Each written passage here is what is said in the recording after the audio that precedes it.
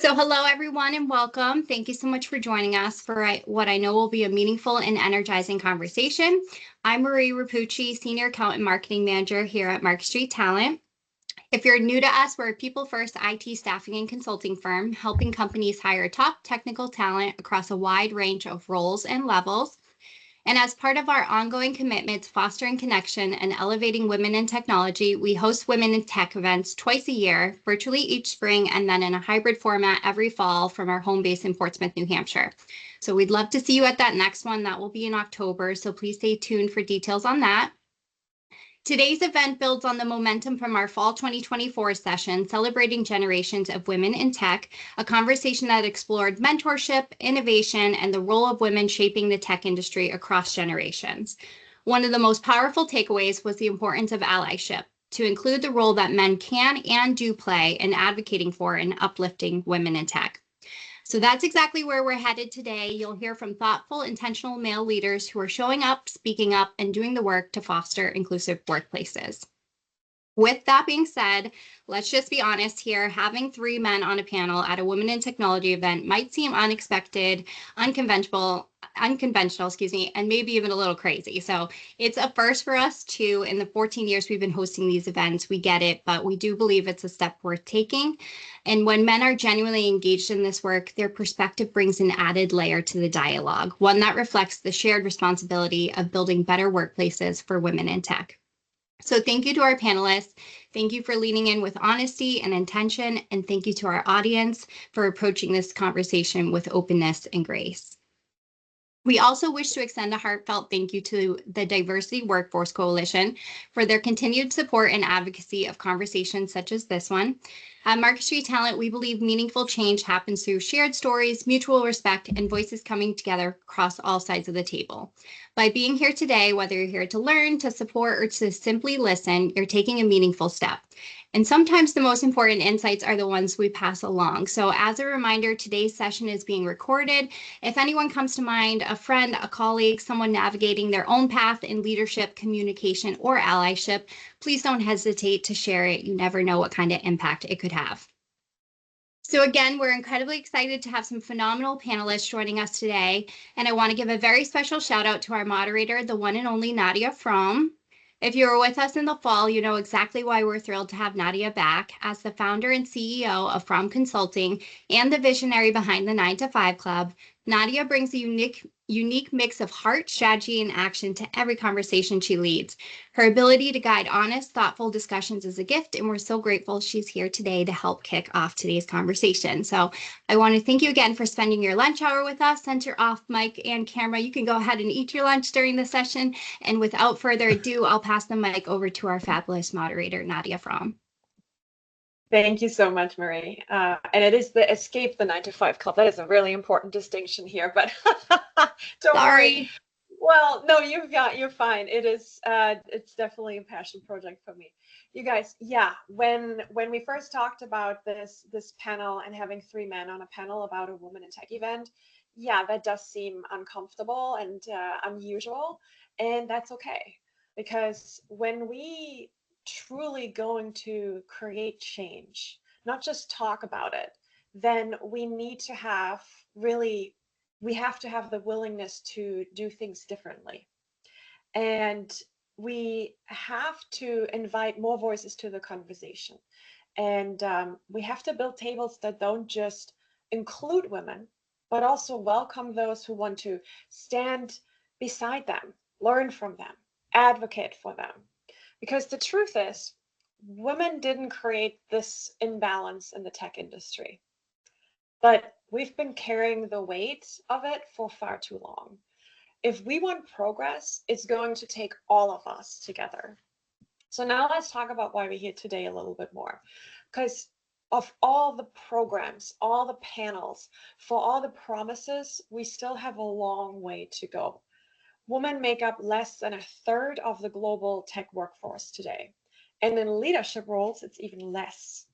The share of women leaders that in tech hit just 14% in 2022, and that was the highest it's ever been.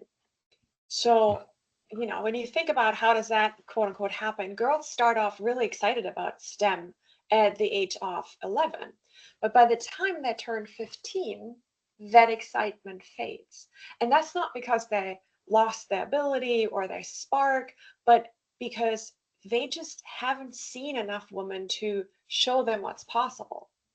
Today, only 20% of women of computer science degrees go to women. That's statistically for the US. And of those who enter the tech field, more than half are leaving the field by mid-career. Not because they can't do the job, not because, you know, that would be a barrier there, but it's because they're just tired of working twice as hard to be taken half as seriously, because they've experienced bias, exclusion, burnout, and because they're just not sure if they really want it in the room. And they're not imagining it. 72% of women in tech, they say they experience sexism at work. Let's say it as it is. And nearly 1/3 say that they faced gender bias even before they got hired. And a shocking 97%. So basically every woman, they say that if they would ask for flexibility, something that we all need as humans at times, that would hurt their chances of a promotion. And let's be honest, there's a gap between the intent and the impact. Because while 77% of male executives today, they believe they're active allies, but only 45% of women would agree. And that is the disconnect that we need to close, not just with more slogans, but with action, with listening, and with leadership. And, you know, because when women are supported, truly supported, something really amazing can happen. They stay, they grow, they lead, they innovate, they create environments where everyone, not just women, can thrive. The data tells us this. Women with mentors are 77% more likely to stay in tech after 3 years. And companies with over, at least 30% women in leadership, they are 15% more profitable. That's the data. And more importantly, we've seen it in real life, right? We've seen what happens when a leader creates a space for a woman's idea, when a colleague gives credit where it's due. And when someone steps aside, not because they have to, but because they want to see someone else shine. That's allyship. It doesn't have to be loud. It doesn't need to be perfect. It is all about having it consistently come up. And it does need to be real. And it's about these quiet choices. It's the daily behaviors. It is the decision to speak up when someone is being dismissed. It is, the extra time you spend with someone mentoring a rising star in the company. The openness for you to really examine your own bias. And we just saw it in the poll that, we also like over 60%, we say unknowing bias. Bias is something that is going to hold you back, and especially when it's unknown. So if you're open to examine your own bias and you still show up with humility, that's what it's about. Because these small actions, they truly build trust. And trust creates culture. And culture shapes everything. So that's what we're here today to talk about. We're going to explore, hopefully we're going to get through all of that, but we have 4 key pillars we want to talk about. The first one is the importance of allyship. What does it look like when it's done right? And what is costs when it's missing? We'll talk about mentorship and sponsorship, the power of investing in someone else's growth and how it can change the entire trajectory of a career. And we'll talk about building a culture of advocacy. So this isn't just about individuals doing the right thing, but entire organizations creating space for equality and equal opportunity to grow. And finally, obviously, we want to also look forward the future of allyship. How can we carry this work forward into this rapidly evolving landscape of technology? So kind of wrap things up here. Why are we having this conversation? Because we cannot afford another generation of women to lose them. We can't keep watching them burn out, opt out, or to be pushed out, because we owe them more than that. We owe them better than that. And the good news is we can do better if we do it together. Yeah, allyship is not about being the hero. It's about being a partner, the advocate, the one who says, I see you, I got you, and I'm going to use whatever power I have to make this better. And today we are joined here today by 3 men that have chosen to do exactly that. They're not here to speak for women. They're here to speak with us, to listen, to share, to reflect on what allyship really means and how we all grow from it. So let's begin. Chris, Phil, Zach, thank you so much for being here. Would you mind, I'm going to flip it over to you, would you mind introducing yourselves? And while I know you all have very impressive tech careers and very accomplished resumes, I'd love for you to zoom in a little bit on your personal perspective on today's topic. What brought you into this conversation? Why does allyship matter to you? Phil, let me put you on the spot. Do you want to start? So I'm Phil Kosicki, principal software engineer at BAE Systems. I've been in software for over 20 years. And I'm also a mentor in the Hack Diversity program. I've been involved with some other similar programs over time, very active in the New Hampshire Tech Alliance, serving on 2 committees as well. And what really draws me into really this whole discussion, not just with women in tech, but also people of color in tech, basically largely anybody who just doesn't look like me, is really, it's a fundamental thing. Anybody who wants to get into this industry and enjoy it, they should be able to go and do that and be as excited as I am every day for the work, and not have to worry about, am I being talked down to by a man because I'm a woman? Or am I not getting the support because, oh, I've been hired as a person of color, but I'm not getting the support to grow and maybe one day become a manager? Anybody who wants to get in this field should be able to enjoy it without having to worry about that. And that's why anybody gets into this. It's why I got into it as well. It's because I enjoy the work. And so that's just fundamentally where I come from with this. And I go back a long way supporting organizations along this line, and even just trying to do the everyday work. And I think something Nadia brought up, which is a lot of the things that happen behind the scenes that don't make headlines, are things I try to do because those are things we should be doing. These aren't things that should make us a hero. I used to share, for example, back when the Tech Power Breakfast was the Tech Woman Power Breakfast, I used to share those all the time, especially with the woman I knew. And so hopefully they got a lot out of that. And I would share a lot of the same opportunities that I know about with anybody I could, so that they had the same opportunities to grow that I did. And I continue to do that because anybody who I'm working with and who is in this field should have every opportunity to grow the same opportunities I do. And I'm there to go help if you want to be helped along the way, and be supported. And I even do things like go out of my way to go and highlight the ones who are really doing good work. There's a lead on my program right now who's right on top of everything. I've gone out of my way with other managers and conversations to say, yeah, she's really on top of things. She's now the lead on this, and she's doing some pretty good work to help get us across the finish line with it. Great to have you. Zach, do you want to go ahead next? Sure. My name is Zach Lemire. Currently, I'm a serial entrepreneur. I have my both feet in a creative and a tech space. I've got degrees in both, and I found a unique way to smush them together. But this is really a personal topic for me as someone who grew up in a single mother household and a father of a daughter.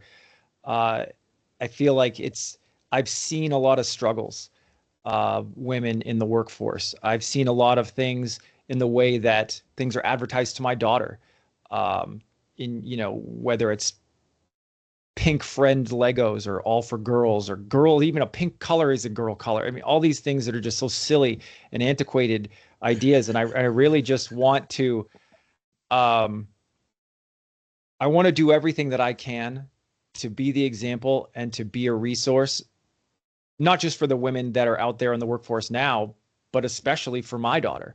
I want her to have more options. I want her to not feel like she needs to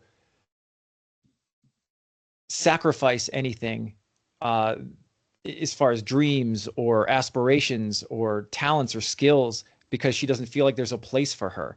And also, I just want to be the best version of that in leadership for my employees, and I want to make sure that I'm advocating for them on a regular basis. I'm aware, and I'm hyper vigilant onto these things, because it really is, it's a heated topic for me sometimes when I see women being treated the way they are in the workforce, even outside of tech. And I really just, so this is a very personal topic for me, and I'm really hoping that I learn a lot from everyone here today, and that I can offer a little perspective from, again, somebody who's grown up in a single mother household and who has a daughter.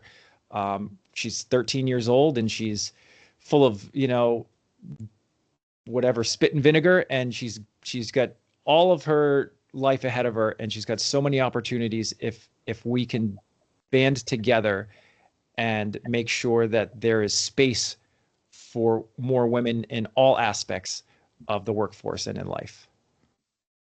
Thank you, Zach. Yeah, I think the part about this is personal for all of us, and specifically, all of the three of us have, you have really interesting stories to share about that. So thank you. This is going to be great. Chris, last but not least.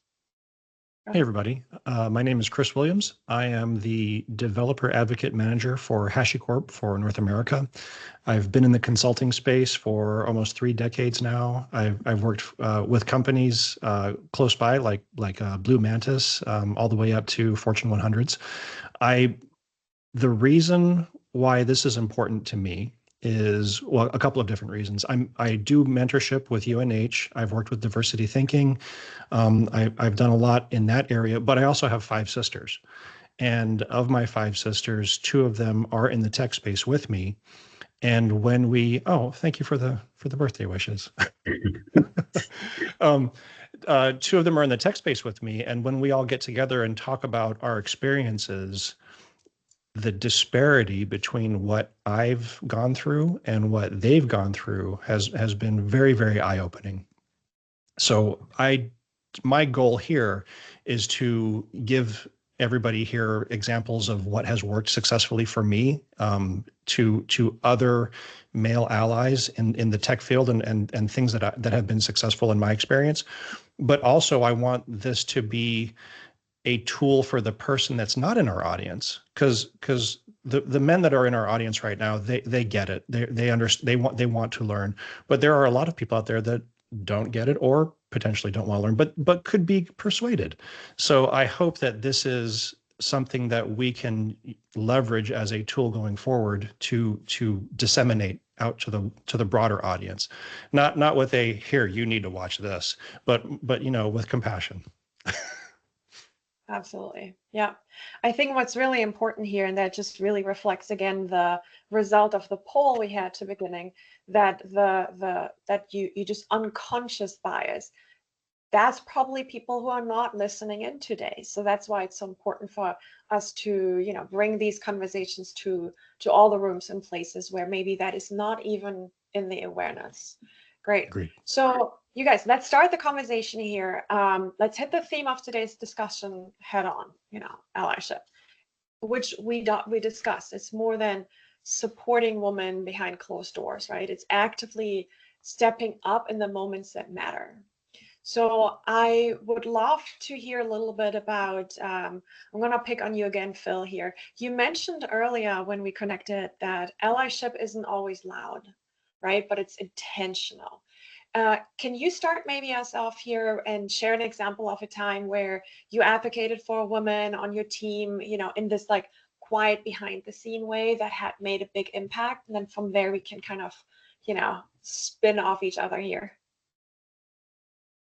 Particular, I can think of on my present project right now, where there's the woman I alluded to earlier, who she actually moved into that lead after the person who was there previously had moved on to another program.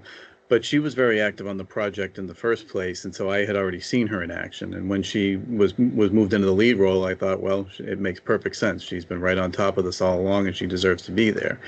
And I've made that comment in several conversations, and I've highlighted how helpful she's been, including a really interesting piece of this was a couple of months ago, I had to go and architect a series of stories for our next test event for what had to be done. I had to go map that whole game plan out since I'm the software lead.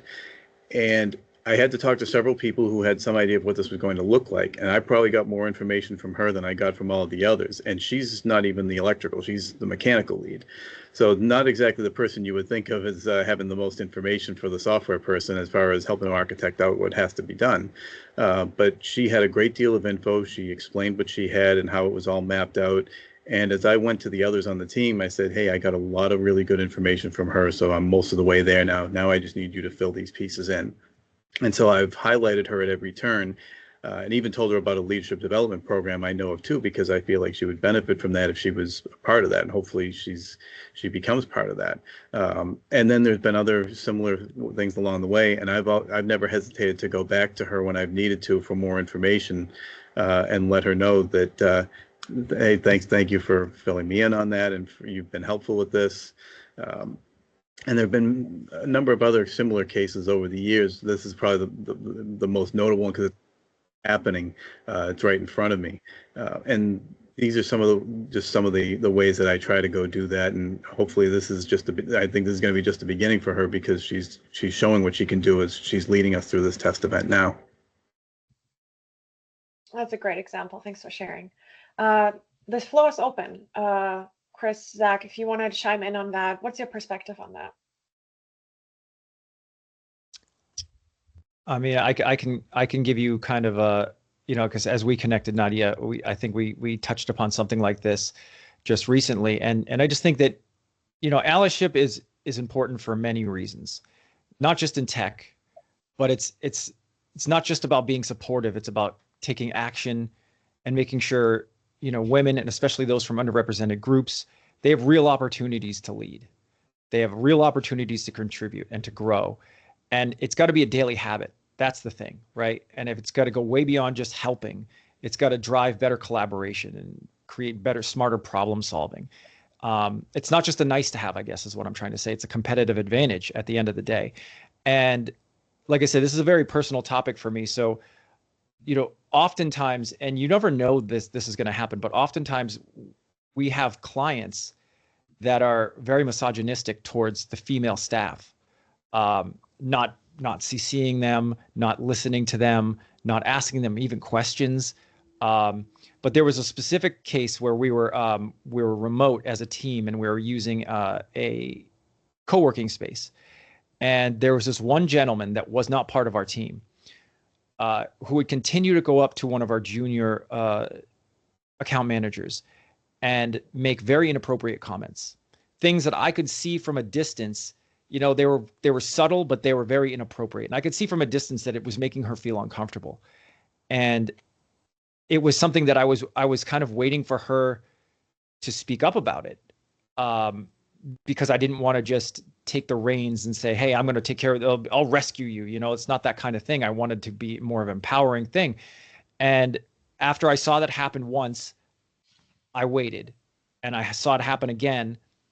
And I approached her and I said, can we go out for just a coffee or a tea at lunch? I just want to have a little conversation with you. And then I just kind of brought it up and I said, this is what I'm seeing, and I want to hear your side. How does this make you feel? How does this, why is this something that is getting seemingly swept under the rug? And I think that it was a common answer. She didn't think that, and I don't think it had anything to do with our leadership in our culture and our team, but I just think it's just in general, she didn't think that it was a big deal.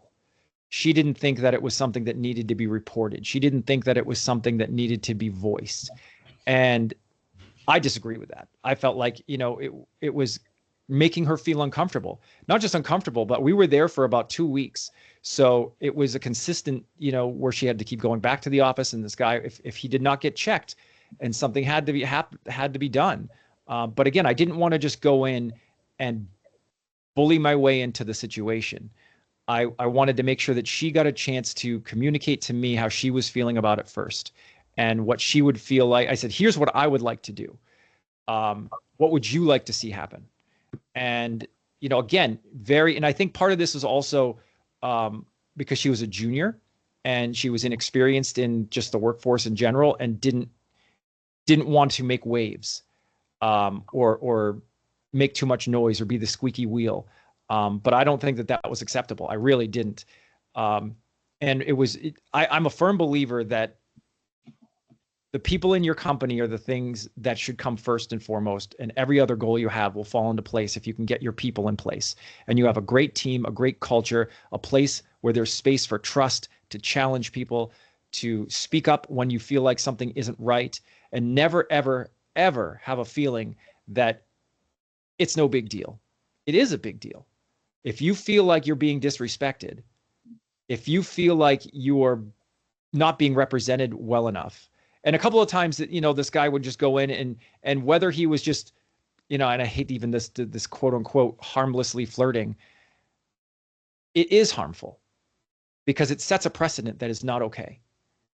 And long story short, I went to the owner of that place, and that guy was removed. I'm not sure if he was removed beyond the 2 weeks, but at least he was removed for the time that we were here. And I wanted her to feel like she had power, and she didn't have to just roll over and, oh, it's not that big a deal. It doesn't make me feel that bad. I could see it on her face, and I could see in her behavior. I knew who she was, and I know how she acts around the office and around our coworkers and in other places. We used to go to a lot of events together. And when I saw her light dim a little bit, that was even more unacceptable to me.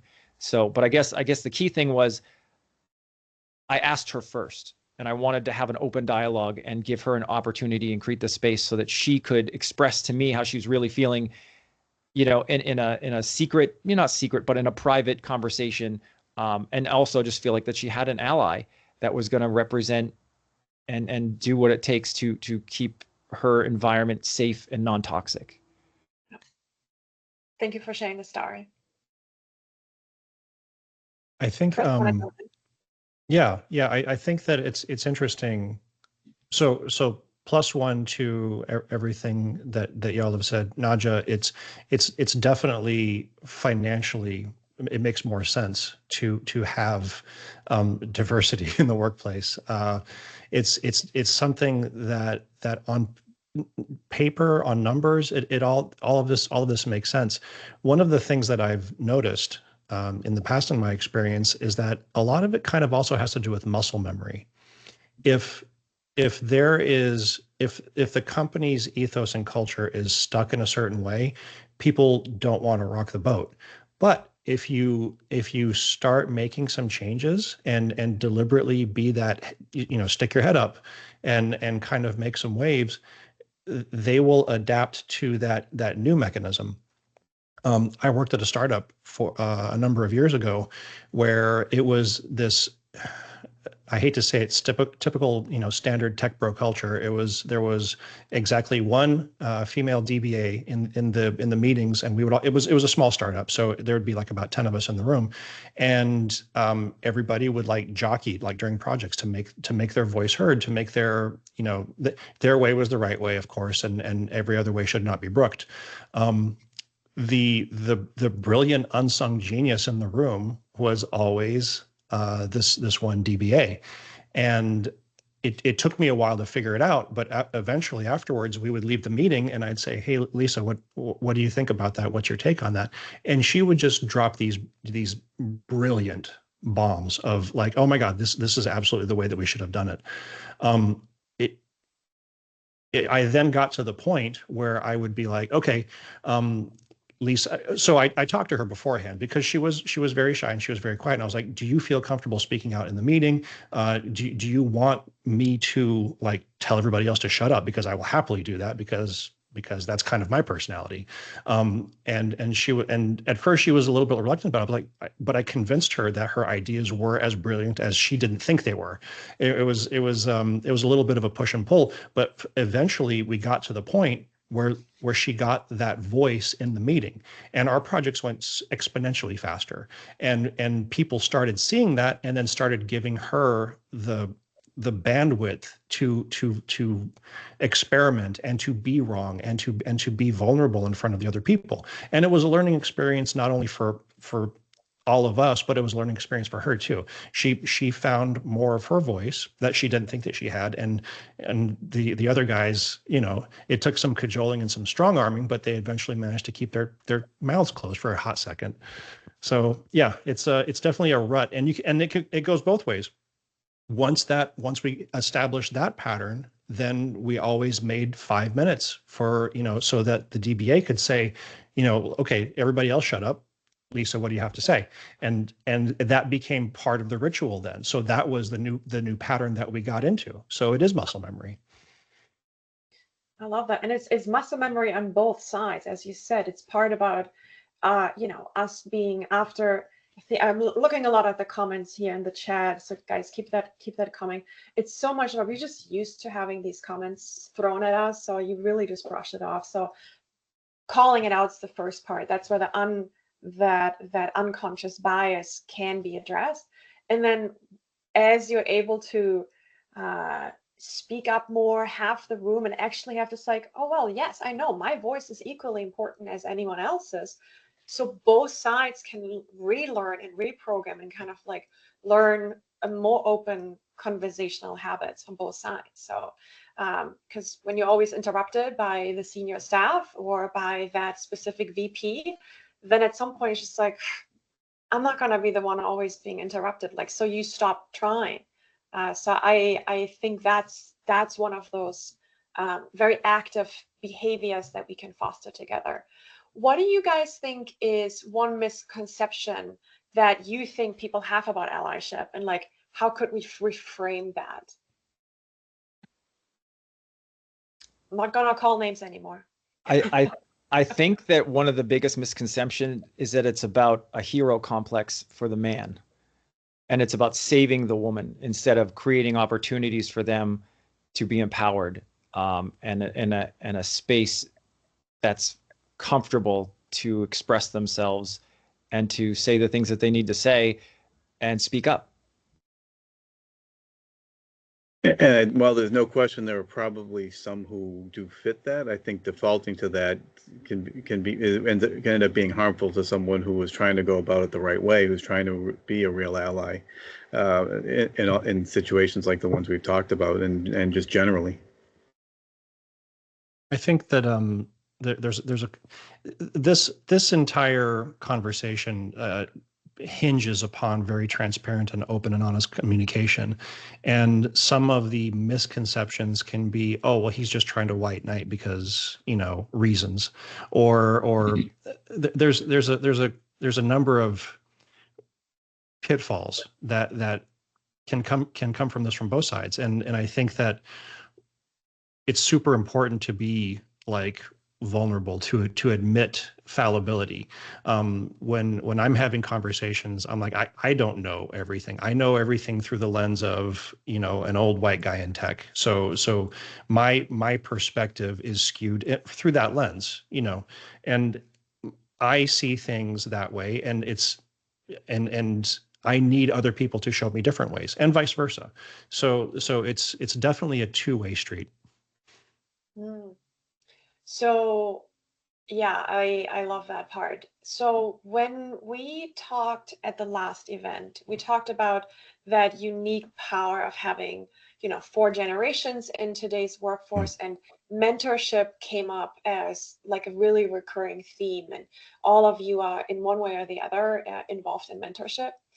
And as we talk about mentorship can, you know, be that bridge, not just across experiences, but across, you know, different levels, but across also genders and backgrounds and perspective. I think, you know, Chris, you mentioned that, you know, the diversity of thought and backgrounds is pure equity of a company. So let's explore more about how those relationships can shape careers and cultures and confidence. I did make a note here, Chris, because you have, again, 5 sisters, you know, 2 are in tech, and you have decades of experience in the field. So you've seen a lot of mentorship models. What would you say changed over the years? Like what's one piece of advice that you would give men mentoring women in today's tech landscape? And how that's changed over time, or just in general? in general and whatever sparks for you.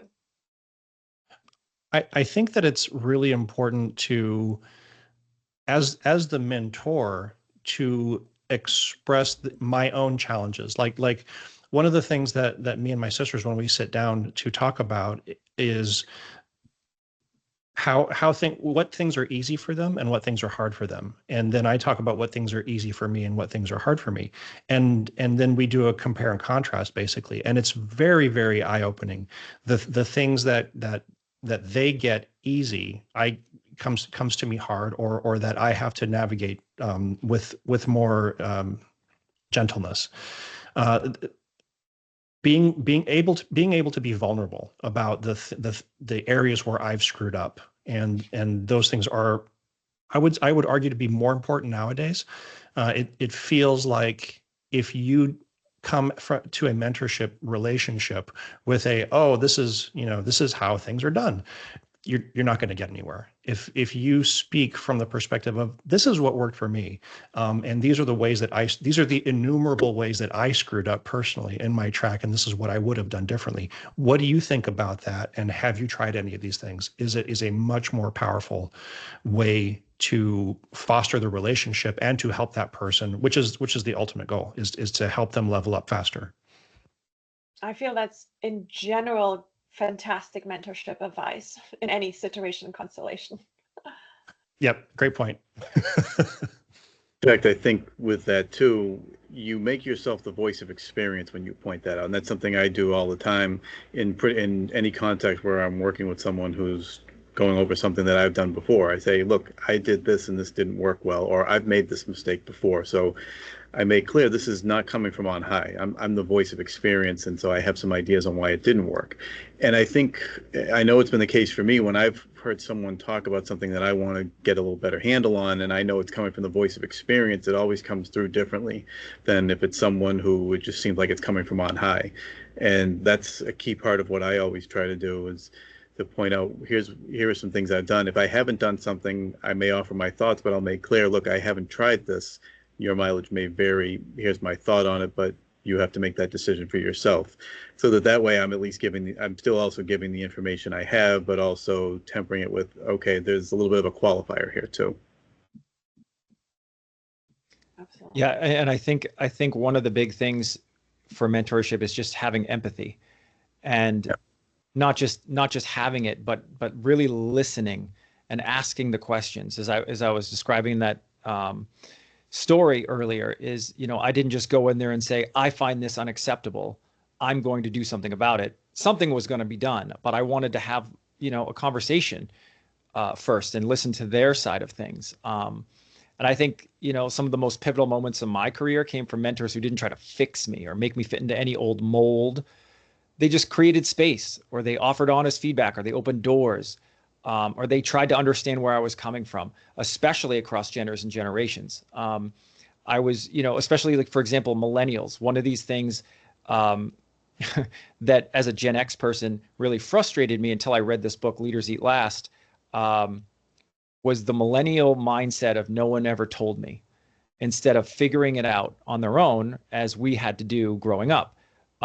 And it really gave me a different perspective of just about how they grew up, and how, a lot of the parents of those generations would be a little bit more helicoptery, or they would let them take less risks and learn from mistakes. And everything is just kind of handed to them as an answer. And if they didn't get the answer handed to them, or a rubric of exactly what's expected, then they're kind of paralyzed in a lot of ways. So again, it's just about being empathetic and listening, and really being mindful of power dynamics as well, especially as the male-female,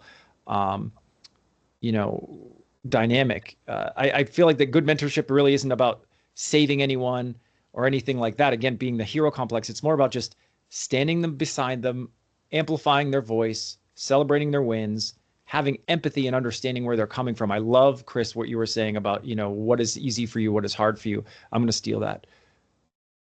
Please. That's what we're here for.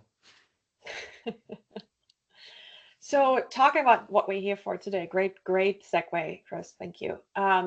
we don't want today just to be a feel-good talk, right? We want real strategies that people can actually take back to their teams. So let's get a little bit more tactical here. One thing that just kind of triggered something that you said, Phil, earlier. I was always thinking, do men often fear so much of overstepping or stepping on somebody's toes or speaking, maybe inappropriately towards, trying to jump in for a woman? And so is that fear of overstepping maybe leading people to opting to not speaking up at all?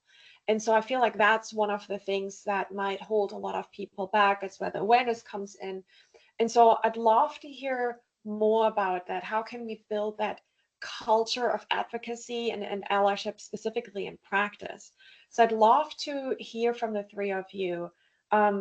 What would that look like in practice, like day to day, meeting to meeting? What are those small but really powerful ways that men and other allies can show up in real time, especially in meetings where quick decision taking is making space? So how would that look like? What are specific advice and tips and tricks you can give to our audience today?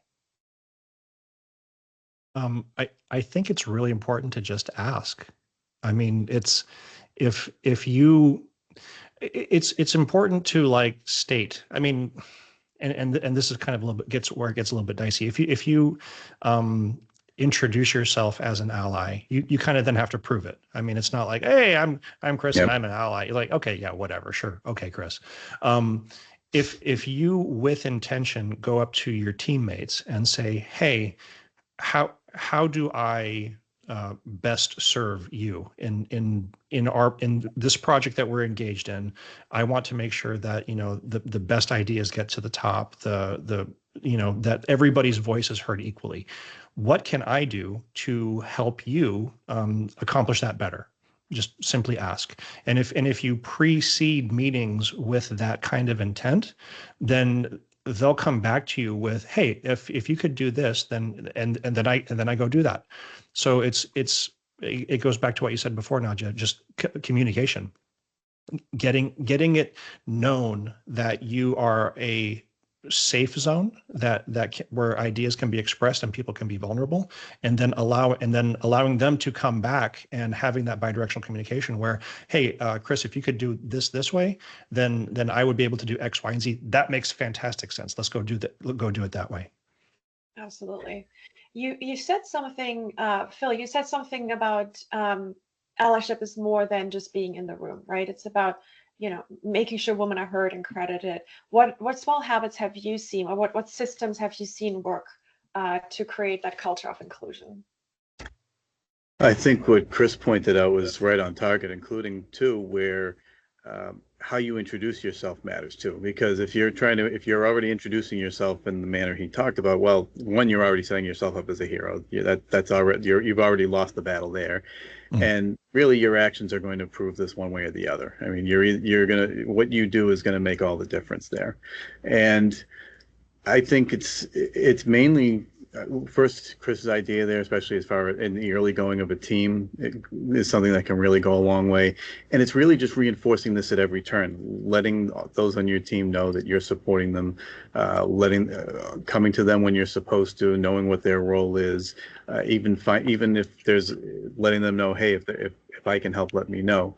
Even if it might be something like if they need any additional information I have. It's a lot of those everyday things that show where it shows up. I mean, it's easy to think of examples where we do something that's more out there, where we go and help, and we do something that helps a whole bunch of women get promoted or work their way up through something. But it's those things don't come easily. Two, those results don't come very quickly. It always takes time anyway. But what you do every day is going to establish that you're there, and also others can pick up from that, especially as you also tell others, hey, here's what I'm doing. Here's one thing I've done, and I see what these people are doing. I hope you're seeing this too. You know, I think my teammates, for example, see what the woman who's the lead that I talked about earlier. I think they see that, and I base that off how I see them talk to her. But I reinforce that all the time when there's some reason to bring her name up, where I mentioned, hey, she was really right on top of this, or I know she's dealing with this, and I express my full confidence, and those things also add up as well. Love that. I'm kind of navigating the time here a little bit. We have a couple minutes left, but I want to steer the conversation a little bit towards the future of advocacy in tech. And one thing that, Megan, you earlier posted a question in the chat, so I'm just going to steal that from you because it's brilliant, because it really plays into the part about how rapidly technology evolves and how our approach to allyship is also needs to evolve as well. So one thing that you asked, Megan, was how remote work is playing into all that, right? So the water cooler moments, the taking someone to side and having these kind of in-between conversations, that is it's much harder. It takes much more intent. Let's do a quick fire round here. How do we navigate that? How do we navigate allyship specifically in a remote setting? Tips and advice, experiences, quick round here. I think remote work in general is a challenge to lead, but especially in this case, because you don't get a chance to see and feel the energy in the room. You don't get the chance to listen as much, because usually every time you're on a meeting, it's very intentional, it's very directed. You don't get a chance to really even get to know people as well. So for example, like I said, I could see this woman's light kind of dimming every time she said, it's fine. It's not that big a deal. Something I would have really had a challenge with if I didn't get a chance to know this woman, go to events with this woman, try to mentor this woman in every day. I think it's really, again, it's just about being intentional, because we have to build inclusive spaces on purpose, because it's not going to happen on accident. Yeah, exactly. And as we move deeper into AI and cybersecurity and cloud innovation and things like that, there's a super huge need for diverse perspectives, and it'll only get bigger.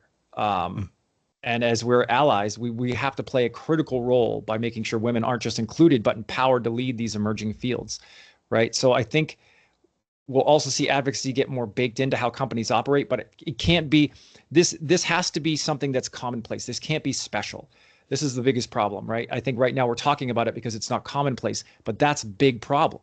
Is this should be something, in marketing, we talk about table stakes or minimum viable product, and all of those things don't belong on your sign. It's not what makes you special. So I feel like having this advocacy, this alliance, this culture should be as commonplace as having a desk, and it shouldn't be having something where it's, oh, this is special, I'm going to go work for this place because people, advocate, I'll have an ally here. And I hope that that's the future of advocacy in tech.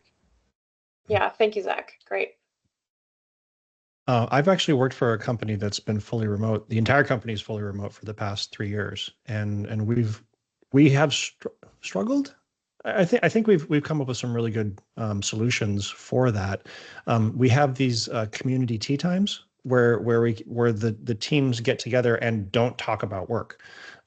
We have discussions about what excites us, what we're working on, things that are going on, and then we also have one-on-ones with our teammates, not just levels and skip levels, but actually our peers as well, where we just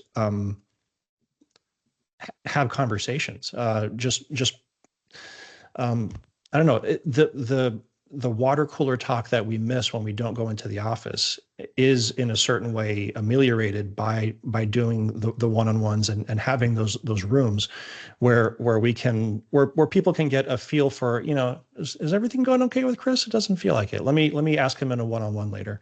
And then you can, have those open and honest conversations. Thank you. Yeah, intentionality is the key here, right? Because the interactions are fundamentally different when you're remote just to begin with. So you don't get the same sense for starters, and then the spontaneity where you could go you could wait till the end of the meeting and say, hey, can we go talk for a couple of minutes over after the meeting, or even just finding someone at the proverbial water cooler or in the lunchroom.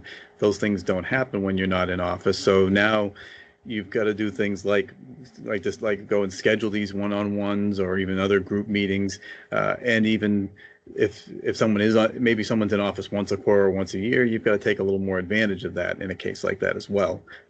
All comes down to just saying we have to do this, we're going to do it, and now we have to be a little bit more intentional, more active on it than we have been, because you can't just simply go walk up into someone's office and say, hey, you have a few minutes to go talk in 10 minutes or something like that. You can't do that now. Yeah. Talking about not having always enough time here. We are at time. I'm seeing Marie coming back on here. You guys, we knew this is going to be a conversation that could go on for 3 hours. Nobody got time for that. Thank you so much. I wish we could have had more time, but it's certainly not going to be the last conversation about it. Everybody, go home, carry these conversations into your teams and your spaces. Marie, I'm going to throw it back to you. But yeah, Phil, Chris, Zach, thank you very, very much for being vulnerable and open and sharing your experiences. Thank you for the opportunity. Thank you. Yes. And we do still have about 9 minutes for questions too, so we can jump into those. I see some in the chat, but at this point too, I'm also launching a final poll. Just curious what you thought was the biggest takeaway from today's session. Really curious to see where we land for that, the most impactful takeaway from today. So please submit your answers through the pop-up, and if you don't have a pop-up, again, just use that chat feature to submit those. But we are still getting questions, and we can wrap up right at 1. So let's jump in. I saw a question from Megan. How do we navigate, as you said, Zach, the increased need for diverse mindsets and perspectives with the advent of AI and other cybersecurity advances with the current political landscape's anti-DEI policy mindset? Well, that is a hard one. So I'll have fun with that. That is a big, giant question. And I you got 2 seconds, go. Yeah, and I feel like that this extends way beyond DEI. I feel like that, that's definitely a part of it, but this is hard to answer. But we have to bake advocacy into how our companies operate, from leadership training to how we build teams and measure success, everything. The next generation of women in tech is watching how we show up right this second, right? So if we get this right, hopefully we're not just shaping the company, but we're shaping the future of innovation itself. And I think that, that's with the lack of time, I don't want to take up too much time. Hopefully that was helpful. I think you just need to continue being consistent. It doesn't matter what the current administration's policy is. Do what you know is right, regardless of what the administration says, regardless of what your company says. Just do what's right.